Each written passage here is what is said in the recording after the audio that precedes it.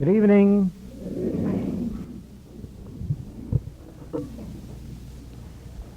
The lady who conducted this meditation is Mrs. Agnes Anderson of Calgary, Alberta, Canada, who is here with several of her students and talking about grace. By the grace of God, we New Yorkers have been able to give her and her students typical Calgary weather.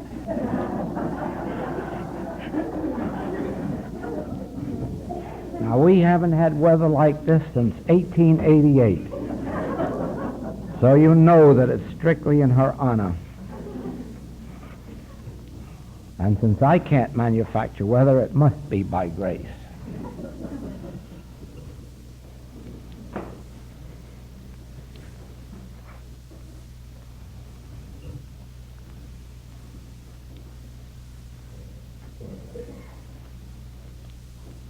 And it isn't strange that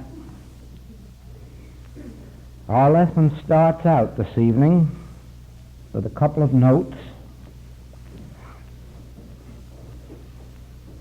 on that very subject of grace.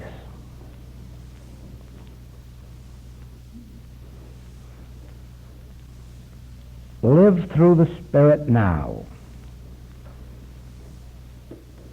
Turn to the Spirit for everything. React only to the Spirit. Let the Spirit be your law, life, activity, and being. You see, the Spirit is invisible. The Spirit is intangible to sense. And it isn't too difficult to live by bread. It isn't too difficult to live by effects. But the minute we turn to this work, we are left in the position, well, as Scripture reads, He hangeth the earth on nothing. And we come to a place where we live through that which is invisible, that which cannot be seen, heard, tasted, touched, or smelled.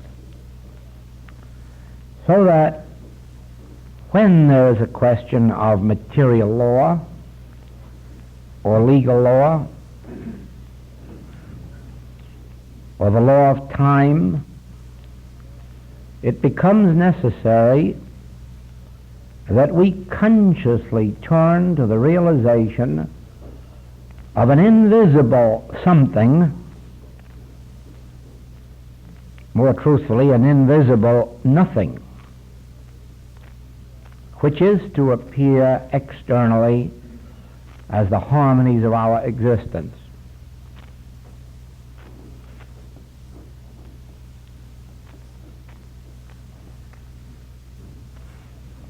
It becomes necessary to make a conscious transition from dependence on that which is visible to a radical, to a complete reliance on that which is invisible and almost, you may say, unknown. It doesn't take very long, if the practice is continuous,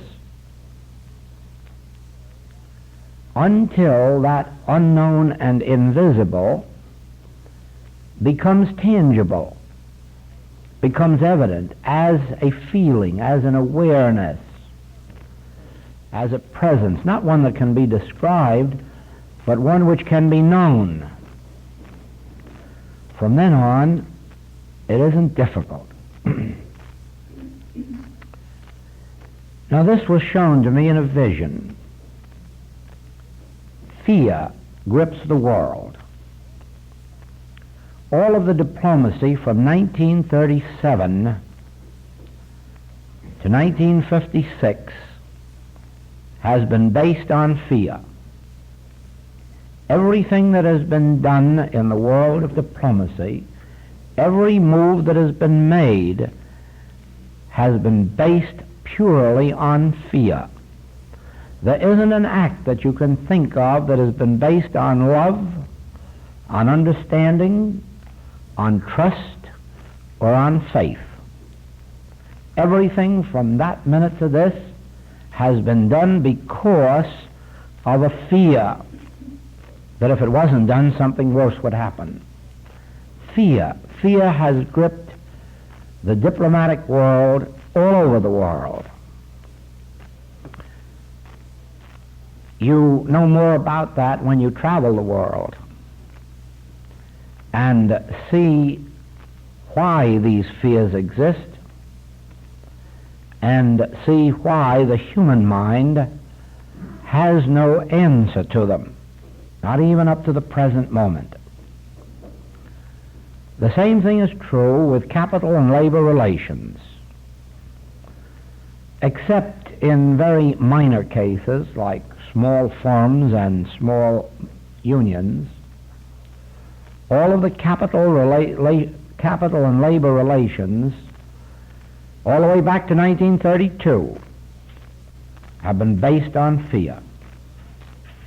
One fear or another. It isn't necessary at this moment to go into all of the fears that were involved, but go back into all of these relationships, go back into all of these experiences, and see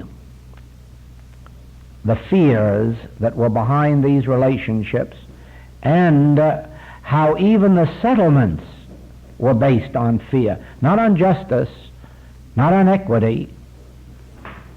In every major case, they were based on fear.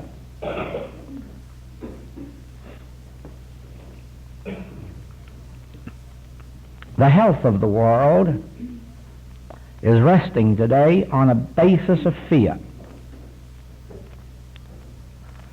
The entire world is inflamed with a fear of cancer, and a fear of heart disease, and a fear of infection, and a fear of contagion. When you travel abroad, you have a hard time getting by a border without having 4, 5, and 6, and 7 inoculations and certificates to prove that you had them and that you had them very recently. Health all over this world is based not on an understanding of God, not on an understanding of a medical science, but on the basis of fear. We are told to fear the heart and have it examined regularly, and fear the lungs and have them examined regularly, and fear cancer and have tests regularly, and fear this and fear that and have tests until it seems that we don't live in health, we just live in periods between ill health and more fears.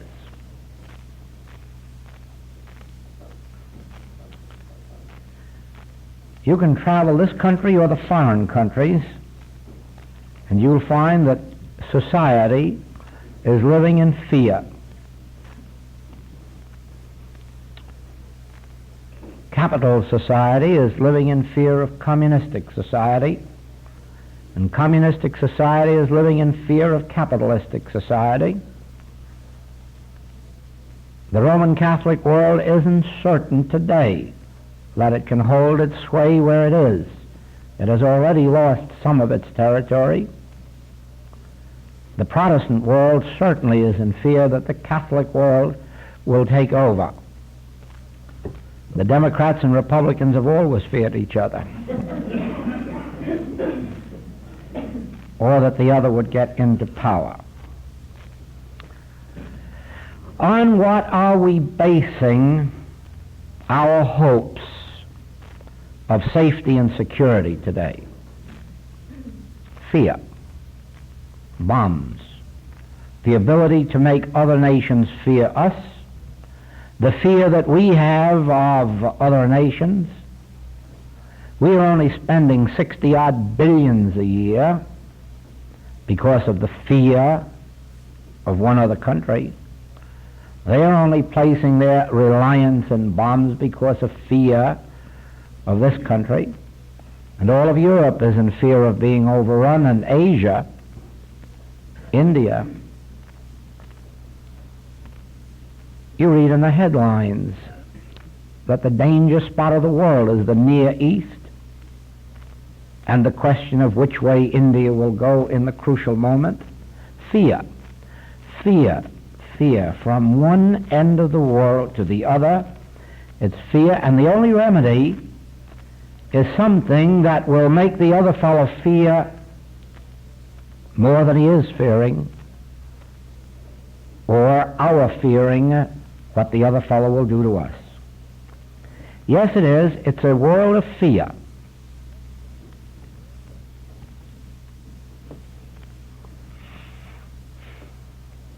Is material power the solution to these fears? Does the solution lie in creating bigger and more bombs? The answer is no. And yet, whenever the diplomats meet at any of the conferences that have been held in the last 20 years, have they ever met in confidence or hope? I mean real confidence or real hope that they have a solution for the world's problems, or isn't it again presenting more fears at the conference table? No one has gone to the conference table with any plan that had a real hope of settling the world's affairs without fear. Fear has been the basis of the whole thing. Weapons, more fears. Now, the remedy, you know, and they know too by now, does not lie in material force, nor does it lie in preaching to anyone, nor does it lie in telling the other fellow that they ought to be just or fearless,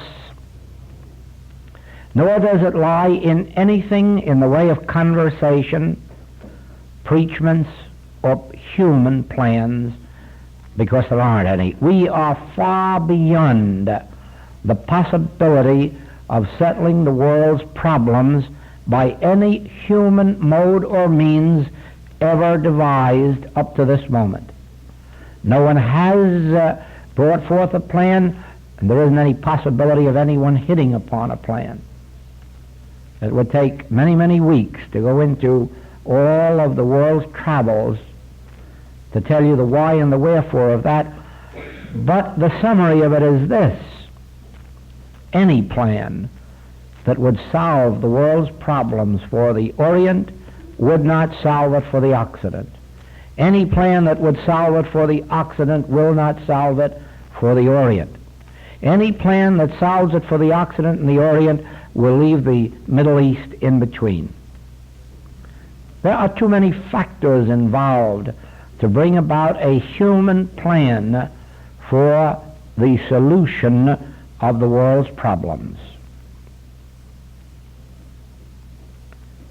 If that is so, and I'm willing to put it on an if basis, if that is so, then the solution to the world's problem does not lie in overcoming Russia or overcoming communism, because you will remember that we overcame Germany and saved democracy and Christianity. And then you'll remember that we overcame Germany and Japan and saved all those things. Now we're busy overcoming Russia to save all those things. It's another impossibility. I guess we began back in 1898 overcoming Spain. Overcoming nations or overcoming ideologies has never proven to be the solution of the world. Not the solution of even minor things. As a matter of fact, We had a horrible war here in the middle 1800s to solve the question, the color question. And the North won the war, and the South won the Negroes.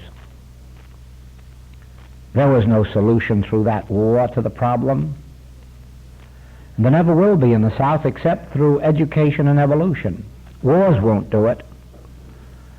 The higher degrees of humanity, the higher degrees of life and love that touch the population of the South will enable them, and has already touched them, to that place where there is greater freedom through greater education, greater opportunities, and so through evolution the last 60 years has brought some measure of freedom and harmony, peace and prosperity to the Negro, but it still has not been completed, and another war won't complete it, not even a political war. Time will, evolution will, but only in one way, through the enlightenment of the citizenry. Overcoming the South militarily will not do it. Overcoming Russia, overcoming India, overcoming all of these nations and ideologies will not bring the solution. The reason is this: the basis of all discord remains, and that is fear. And that is fear. Ever since the days that William Randolph Hearst preached the Yellow Peril, there has been fear. Ever since the world has opened itself to communism, there has been fear. Fear is the underlying thing, and nothing is going to remove fear but one thing: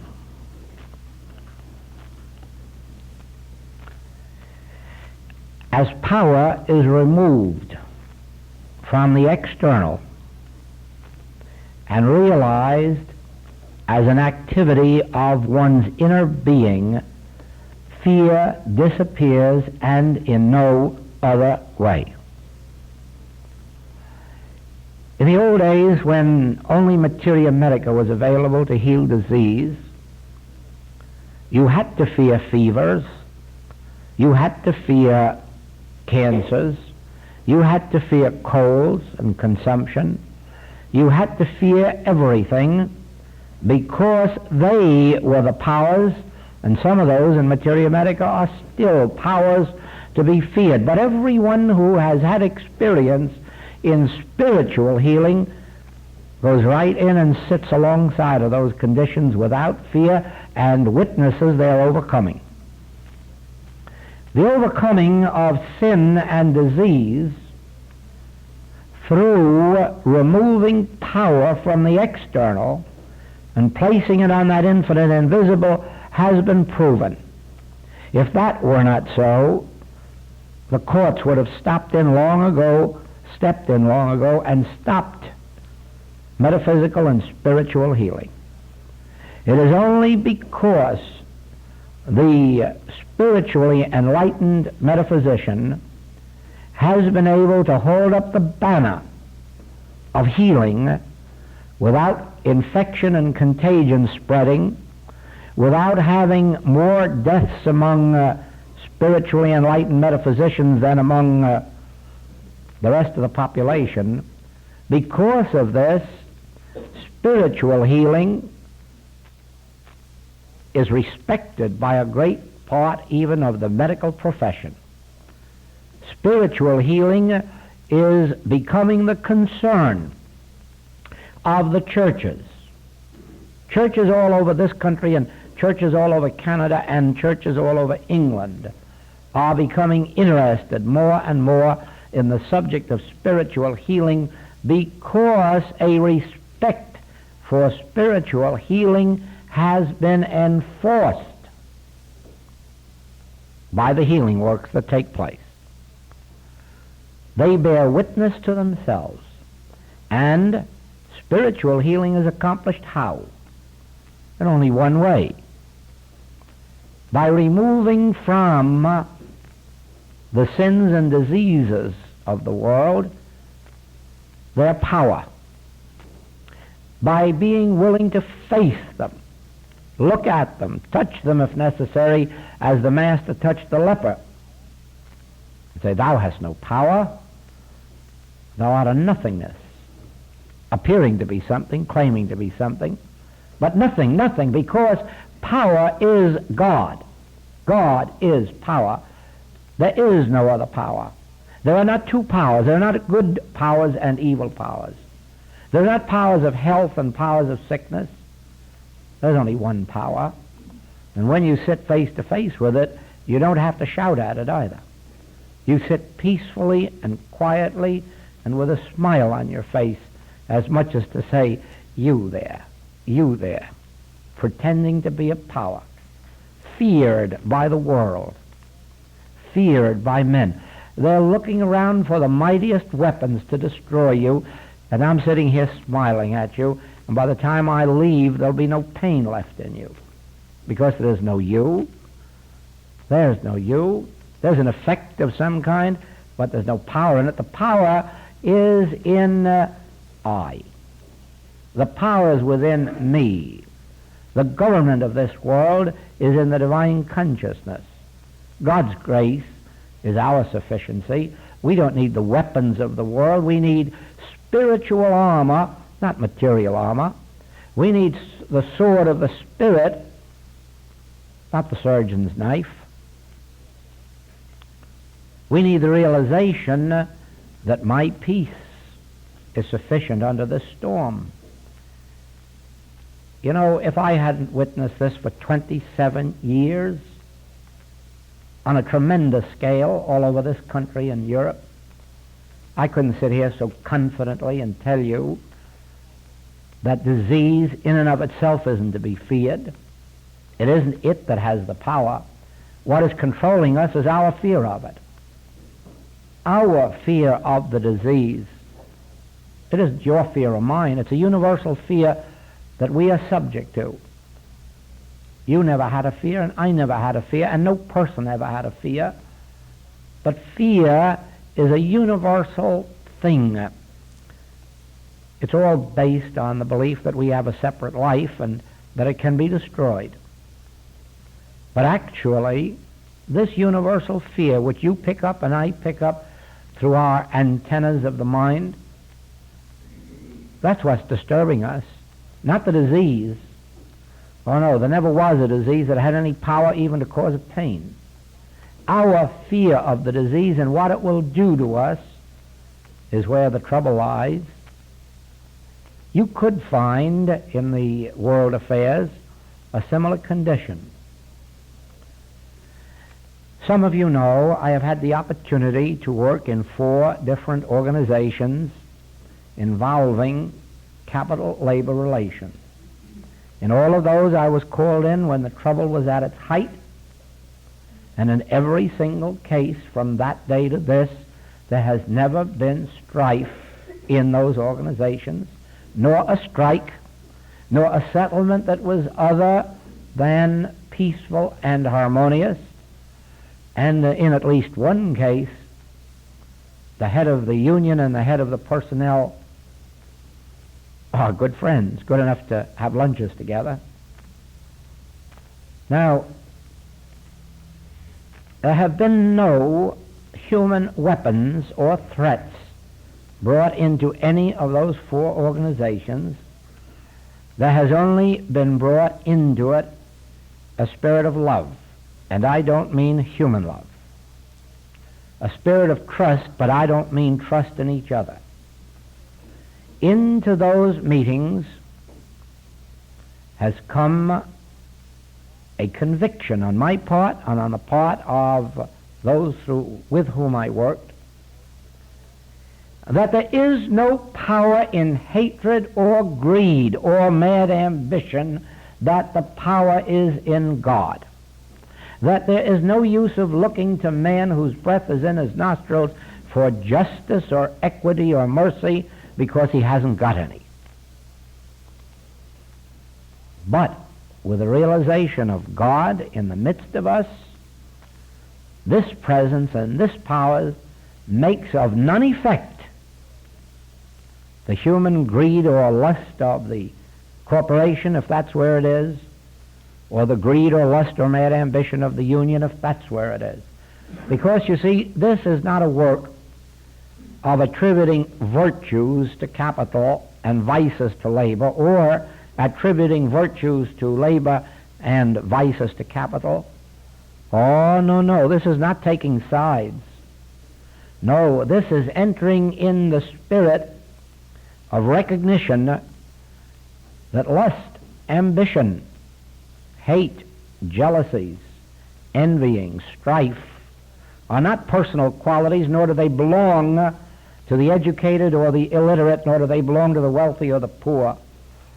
These are qualities that can grab hold of any man in any circumstance, or woman. But with this understanding that they are not power, the powerlessness of them has been proved the same as it has been proved in the sick room. Now, in all my years in this work, I have never known of a practitioner to go into a sick room with a mask on the face or rubber gloves on the hand or lotions of antiseptics. Neither have I ever seen a practitioner take on the disease of the patient through infection or contagion. Once in a while, a practitioner not well taught has tried to heal a case through mental power and has come away more sick than the patient. That's true. There is such a thing as mental transference, and in the mental realm one needs to learn how to handle those things, but not in the spiritual realm. In the spiritual realm, where there is no physical force or mental force, I have never witnessed a practitioner suffering through infection or contagion or any of the ills of their patients, and I have witnessed that in a very, very large percentage of cases, the patients are healed, are lifted up, are raised up through spiritual means. But let us, in this message of the infinite way, not stop at using terms like spiritual healing works or spiritual healing is effective. Let us understand what we mean. What do you mean when you say I'm turning to spiritual healing? What do you mean when you say that spiritual healing is effective? What do you mean when you say that you can heal through spiritual means? And I'll tell you what the answer is. When you have come to the realization that there is only one power in all this universe, and that power is within you, and that power is good, then you can look at any condition on the face of the globe and smile at it. And if you have a receptive thought, you will have a quick healing. If it isn't too receptive, it'll be a slow healing. If it's too adamant in its materiality, you may not have a healing. That is one of the reasons that healings do not always take place. No one, so far as I know, has achieved 100% in the healing works. And the Master gave us the reason for it. There is the soil that is fertile, and you get your good fruitage there. There is the soil that is barren, and you get some demonstrations for a while, but it peters out. And then there is the rocky soil, and you get absolutely nothing from it. That is not said with condemnation or criticism or judgment, because no one of us can help at any moment what our state of consciousness is. The only thing we can help is if it remains that way. Because what we are at a given moment is the result of what we have been. But from the moment that we are brought into a spiritual study, we have the opportunity to turn the rocky soil into barren and the barren into fertile by abiding in the Word, letting the Word abide in us, abiding in meditation, a willingness to spend hours, days, weeks, and months in study, in prayer, in good works, in putting into practice the things we read. Now, of course, I admit this, that too many metaphysicians just read and expect that the reading is going to make their demonstration. And once in a while, lightning does strike, and it happens that way. But it just encourages too many other people to read and do nothing. Because reading is the least practice. Putting into practice individual lessons. I know that as I have witnessed in the healing of sickness and what the world calls sin, witnessed success in the healing work through the realization of one power and not fearing or hating the power of sin or disease, so the opportunity was given to me to work in these capital labor cases and prove that the same realization of one power was able to bring harmony into those relationships. And having traveled quite a bit around the globe from 1909 until 1956, I've also witnessed the change in human relationships when we bring to the world we travel in our sense of spiritual love. I mean by that an absence of hate or fear of our neighbor or our neighboring countries or our far countries, by bringing into them the realization that whatever the nature of their fears and whatever the nature of their hates, there's no power in them. Not denying that there are hates, not denying we're not absolute like that. We don't deny there are hates in the world, we don't deny there are fears, we don't deny any of these things.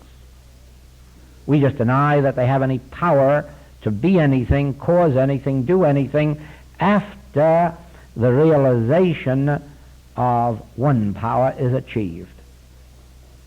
There are hates all over this world. I've spent probably too much time tonight enumerating them. But that's too because I believe in facing the facts that we're dealing with and not hiding our heads in the ground and saying there is no evil. There is no power in evil. Definitely there is no power in it, except such power as the world gives it and we accept. Now, it isn't you, it isn't I who give power to error. The world of materia medica, the world of theology, that is where the power of error comes from. Theology itself claims that there is a power of the devil, a power of evil, and so far God hasn't been able to overcome it. Philosophy claims there are two powers, good and evil, but it hasn't found a way yet to make good supreme, although it says that eventually it must be proved that good is supreme. But the formula hasn't been found yet. Sometimes in metaphysics we make the same mistake and believe that there are two powers, the mortal and the immortal, and if we just get the right practitioner or the right book or the right teaching, we'll prove that the immortal is stronger than the mortal. None of those things are true. None of them are true. That's why you never do find that book.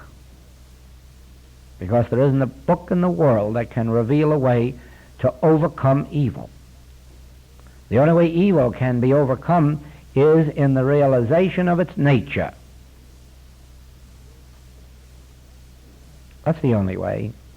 Once you know that a universal fear is handling this world, even beginning with your personal world, begin to know that a universal fear, not your fear. Don't try to cure your own fear. Don't try to cure the fear of your patients. Please don't do that. As a matter of it, if they want to fear, encourage them to fear a little more. The more they get in the habit of fearing, the more they will see that their fearing didn't do anything. So don't worry about your patient's fear. Don't worry about your student's fear, and don't try to relieve them of it. But remember this. Fear is a universal activity, or it's an activity of universal belief. and nail it right there. Understand right there that fear is a universal thing, and then realize there cannot be two powers. There can't be power in God and power in fear. And so let fear go on and do its worst. Don't try to remove it. Don't try to rise above it. Don't try to overcome it. Why should you? If it isn't anything in and of itself. If its only power is the power that you are giving it by accepting the world belief about it. Now, there isn't any condition that you can meet in your experience or the experience of your patients or family or friends, students. Later on, you will find there isn't any situation that you can meet in life that will not respond to the understanding that underneath that whole condition is fear. Fear. We all fear to be annihilated. We only fear disease because it will lead to death. If we weren't sure that disease leads to death, why would we care about a disease? If it didn't have power, that would be the end of it. We fear because we fear the extinction of our life. We fear lack because we may freeze or starve. Fear grips the world as a universal claim, and it makes men and women go to court and sue each other and lie in order to win the suit. And it just goes step by step until it sends men out in the battlefield to murder each other. And lately it has advanced even beyond that. It sends us out to murder neighboring populations wholesale. Now, fear does that. Nothing but fear. And mark this well, fear isn't a power. Fear isn't a power. The moment you realize that, you have taken the sting out of fear and made it ineffective, inoperative, and you've set an individual free in their spiritual identity.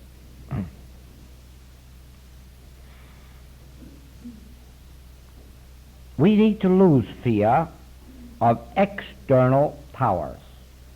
Whether those external powers are in germs or in bombs, whether those external powers are in strikes or in shutdowns, whether those external powers are in arms or ammunition, we need to withdraw the power from the fear. When we have done that, we have released each other. If I say to you, you are gripped with fear and you better overcome it, I have thrown you deeper down into fear. If I say to you, you are gripped with fear, and that's foolishness because fear has no power. Fear isn't a thing. Fear isn't a condition. The first, and if, of course, that is part of my consciousness, then that fear is lifted from you and removed from you. No other way. Now, whether or not it's a fear of disease, fear of infection, a fear of old age, fear of a calendar, fear of lack, fear of wars, fear of a depression, fear of a change of administration, all of those things, you yourself, as students, have to come to the realization, certainly, I fear a change. I fear a change in my finances. I fear a change in my health. I fear a change in my life. I fear the extinction of my sense of life. I fear the death of my body. And fear isn't power. I wish you could see the vision that surrounds a group when fear has been handled and removed. Not by declaring that God is all or God is love, but by an inner realization that God or love is the only power, and that fear, whether individual or collective, is not power. You'd have a great joy if you could witness just one person in your home who you know to be in fear of one sort or another.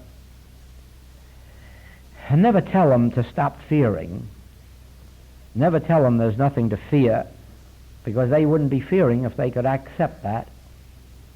But silently within yourself, smile and realize the nature of fear as nothing, the nature of fear as powerlessness, the nature of that which is causing people to fear, that is extinction, whereas in reality they are immortal.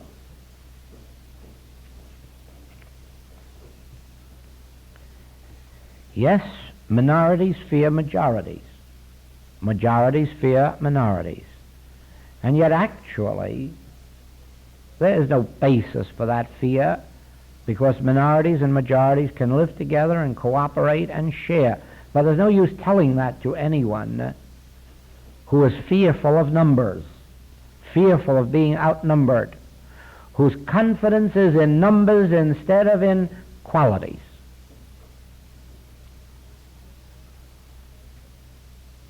That too is universal, not individual. It always has been so, that a minority feared to be ruled by a majority, and the majority didn't feel comfortable alongside of its minority. That is why minorities have been enslaved, because majorities were afraid of their ever getting free.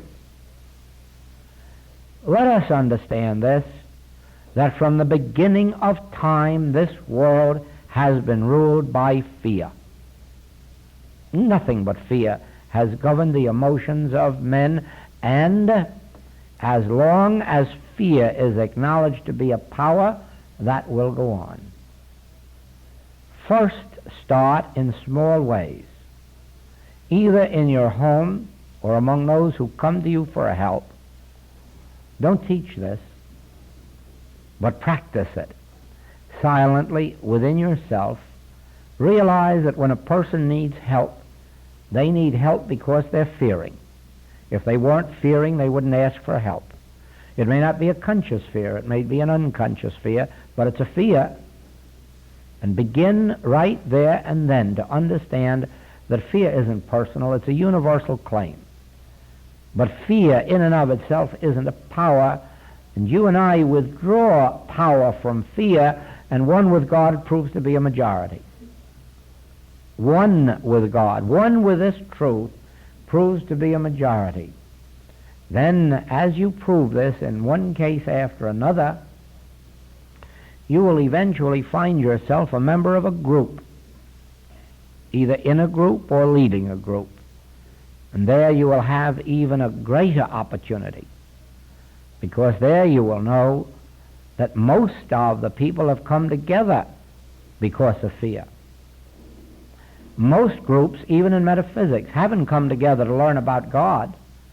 The later ones do. Oh yes, after they have studied a teaching such as this, they come to the realization that we have nothing else to offer but a conscious union with God, and eventually we have classes in which our students who have long since overcome their personal fears and are meeting together but for only one purpose, uniting in God. Now, up to that point, you will find that most people who come to metaphysical work come because of a fear. They fear disease, or they fear lack, or they fear a change, or they fear lonesomeness.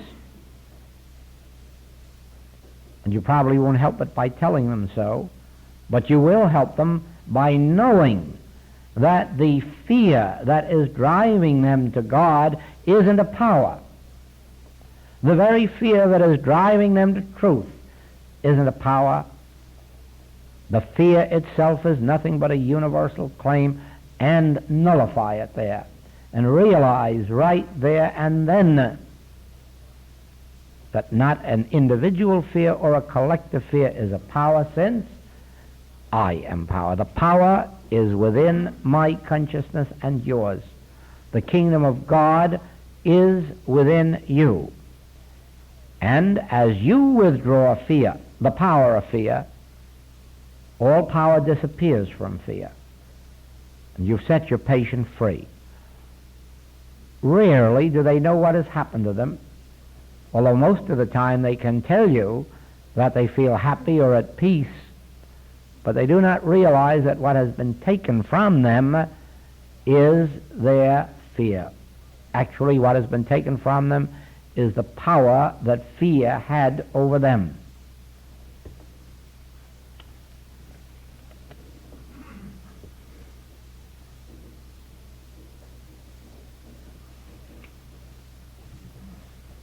Now, health doesn't remove fear, because the fear of becoming sick or old or dying or having an accident still remains. Becoming prosperous will not remove fear, because there still remains the fear of losing one's prosperity. Gaining high honors does not remove fear. There's the fear of losing them. So remember this, that a demonstration in and of itself is not the healing, unless the healing is brought about through the destruction of the power of fear. You always have the possibility that your patient will go and sin again and bring 7 times more devils onto themselves. That is why it was said, "Go and sin no more, lest a worse thing come upon you." In other words, through the consciousness of a practitioner, a patient may be healed. But it still is necessary to say to the patient, be careful, don't go back to the same state of thought that brought you into this condition, because a worse one can come upon you. It isn't enough, the healing isn't enough, if you have left that person with the possibility of indulging fear again. And there again you come to one of the mysteries of this work. I suppose everyone in this work at some time or other has longed for the power to be able to heal right and left. Just walk up and down the street saying, "Come on, pick up your bed and walk," or going into a hospital and saying, "Come on, let me all empty out of here." And I suppose you sometimes believe that you'd be doing a good thing if you did that. Don't ever believe that for a moment. If that was a good thing, God would give you the gift. There's nothing good about it, because next week they'll all be back again looking for the same doctor and a different pill, because the same thing that brought them there will bring them back again. That is why it is necessary, when you are engaged in healing work, not merely to heal the sick, but to be sure that your student is studying so as to learn the how and why and remain well. There are people going up and down the land, healing people right and left, evangelists, and according to their own figures, they heal about 20% of the people who come to them. But what happens to that 20% next week when the evangelist has left town and they get a cold or a grip or a flu? Well, the evangelist isn't there, so they have to send for a doctor. They're back just where they were before. Just where they were before. They've had a temporary, shall we call it, period between sicknesses. That's all they've had. And I want you to know that that is all that many students have, is intervals between sicknesses. You've seen it, haven't you? Hello, hello, yes, I need help. I'll give it to you right away. Hello, oh, that was wonderful. You know, I had an instantaneous healing. I'm going to send you a check tonight. Goodbye. 2 weeks later, hello, you know, I feel terrible. Would you give me another lift? Those are just intervals between sicknesses. That's not health. That's not harmony.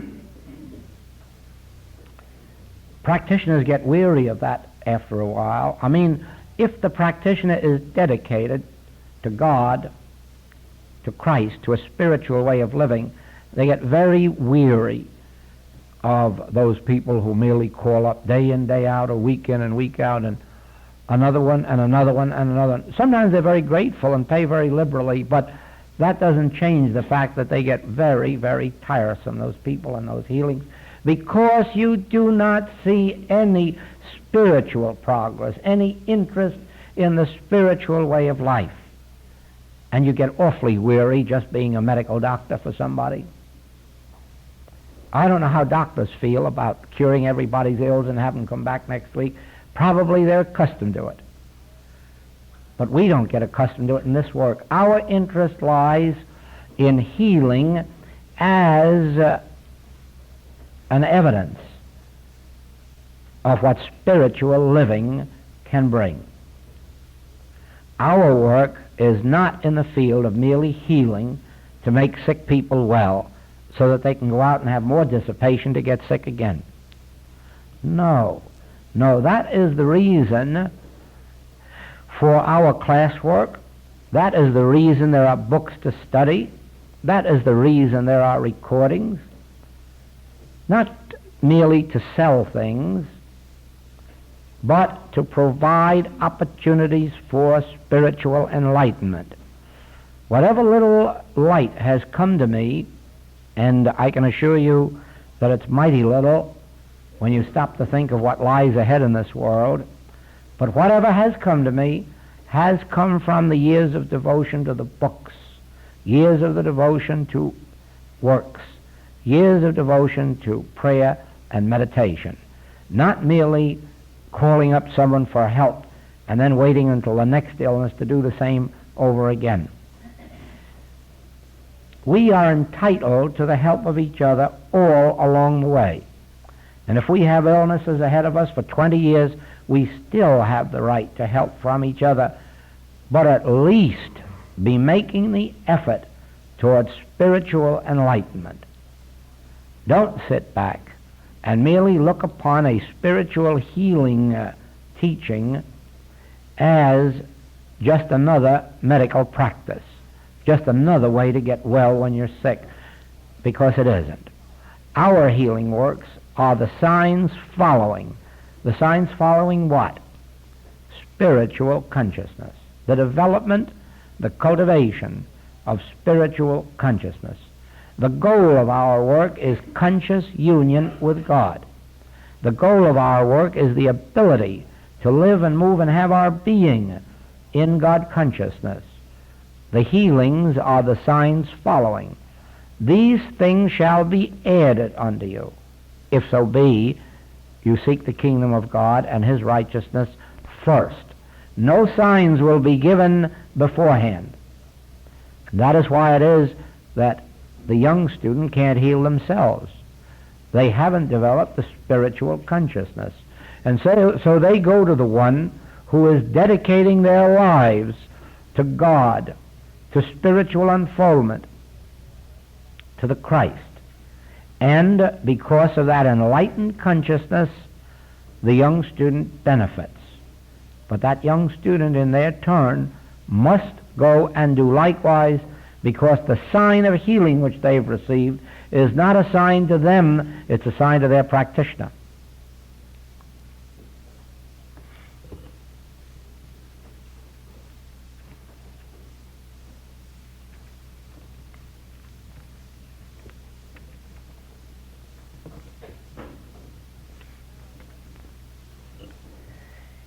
Now, let me make this clear.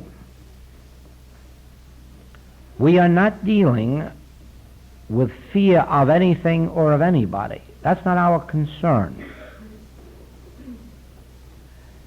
Our concern is just with the word fear itself.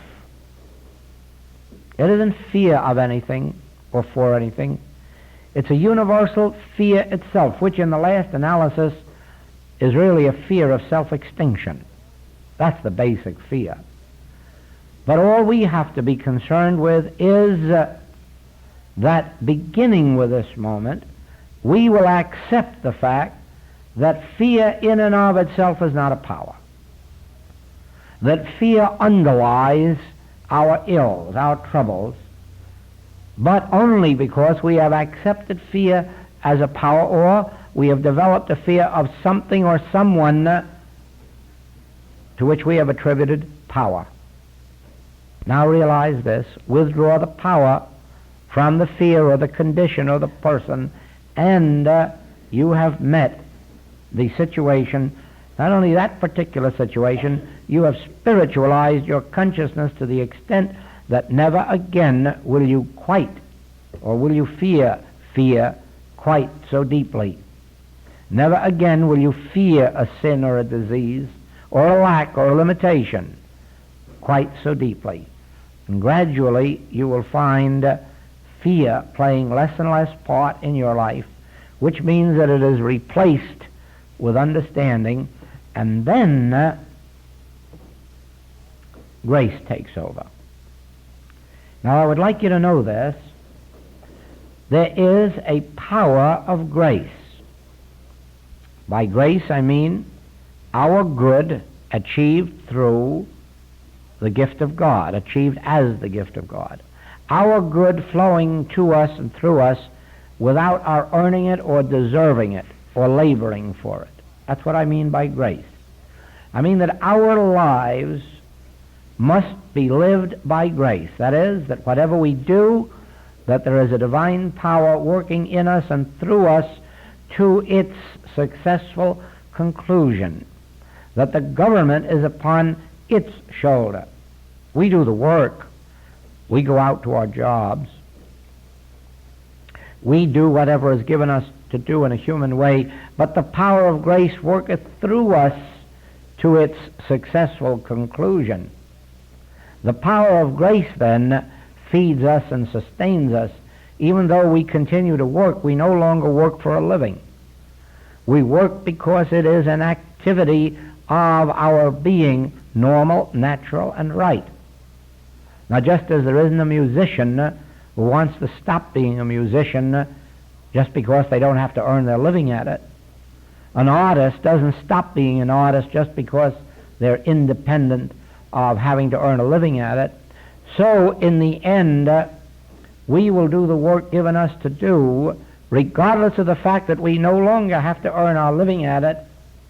No longer do we have to do it because of earning a living. We do it now because it is a part of our being. The living comes by grace. Now that grace cannot work in us and through us while fear blocks it.